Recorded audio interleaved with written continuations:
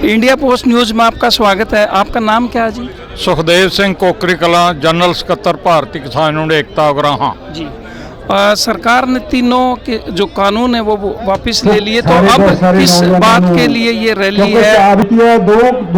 सरकार ने सिर्फ ऐलान किया है प्रधानमंत्री ने, मगर हमको और पूरे देश के लोगों को इस प्रधानमंत्री पर कोई भरोसा नहीं है कि वो अपना ऐलान लागू करेंगे या नहीं करेंगे, क्योंकि पहले पिछले चुनाव के समय 15-15 लाख हर एक भारतीय के अकाउंट में जमा कराने का ऐलान किया था उन्होंने, ब्लैक मनी का। एक नया पैसा भी नहीं कराया, बल्कि नोटबंदी लागू करके वो जो पैसा था वो भी निकाल लिया।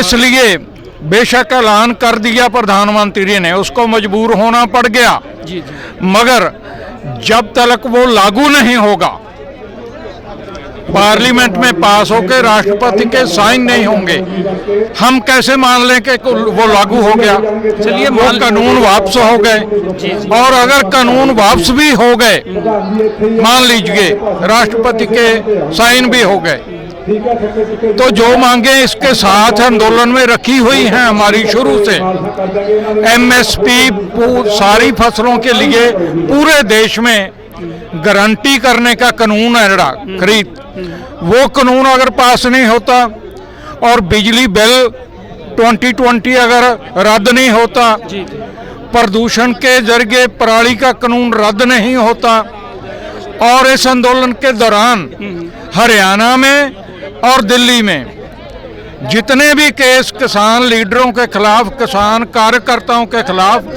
दर्ज हुए हैं, वो सभी रद्द नहीं होते, तो एक तरफा ऐलान तो कोई माने नहीं रखता। तो इसका मतलब ये है कि अभी किसान वापस नहीं जाएंगे, बेशक कानून रद्द हो जाए, लेकिन जब तक एमएसपी का गारंटी कानून नहीं बनेगा तब तक किसान यही रहेंगे। बिल्कुल बिल्कुल।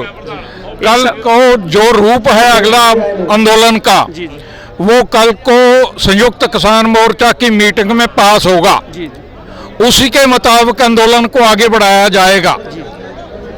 एक आखिरी सवाल, किसान मोर्चा के कुछ नेता जो है वो उन्होंने ये कहा है कि हम अब राजनीतिक पार्टी बनाएंगे, इलेक्शन लड़ेंगे, तो संयुक्त मोर्चा की क्या ये रणनीति है कि वो आगे अब चुनाव भी लड़ेगी?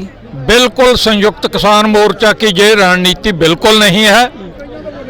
अगर आंदोलन पूरी तरह विजयी हो गया और सभी अपो अपने घरों को या वापस चले गए, तो कोई भी ऑर्गेनाइजेशन कोई भी फैसला ले सकती है, कोई राजनीतिक पार्टी बना ले, कोई आगू कुछ भी कर ले, मगर किसानों में उसका वो नक्शा नहीं रहेगा आंदोलनकारी का, क्योंकि किसान ये समझेंगे, लोग ये समझेंगे कि ये तो सिर्फ वोटों के लिए आया था, अब वोटों के लिए उधर उस लड़ाई में जो वोटों की लड़ाई चलती है, जो 70 साल से लोग देख रहे हैं, एक पार्टी आती है, दूसरी जाती है, दूसरी आती है, तीसरी आती है, मगर कभी भी किसानों की या किरती लोगों की समस्याएं हल नहीं हुई। तो इसका सभी मतलब पार्टियों के किए हुए वादे इलेक्शन के समय वो सभी के सभी धरे धराए रह जाते हैं, और उनके ऊपर ये जो कारपोरेट नीतियां हैं ये मढ़ दी जाती हैं।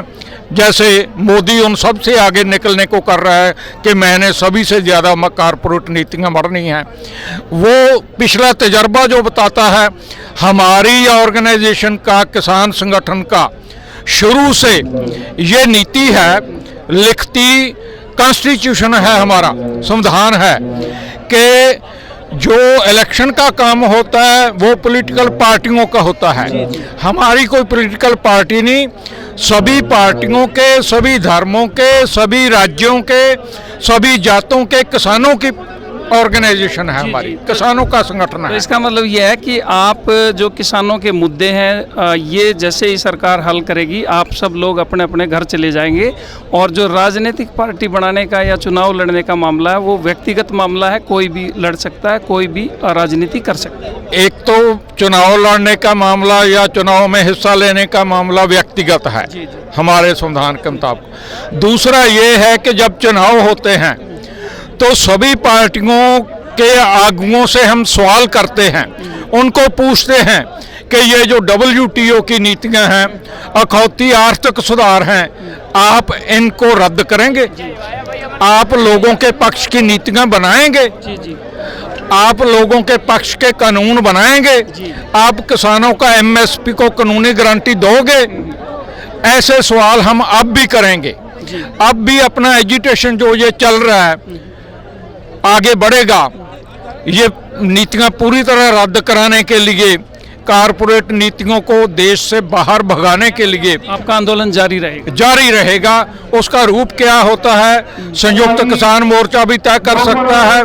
अगर यहाँ से समाप्त हो गया तो हर एक ऑर्गेनाइजेशन भी अपने तौर पर तय कर सकती है, मगर हमारा ये पैंतरा होगा कि संयुक्त किसान मोर्चा पूरे देश के किसानों की मांगों के लिए इसी तरह एकजुट बना रहे। जी, बहुत बहुत धन्यवाद आपको।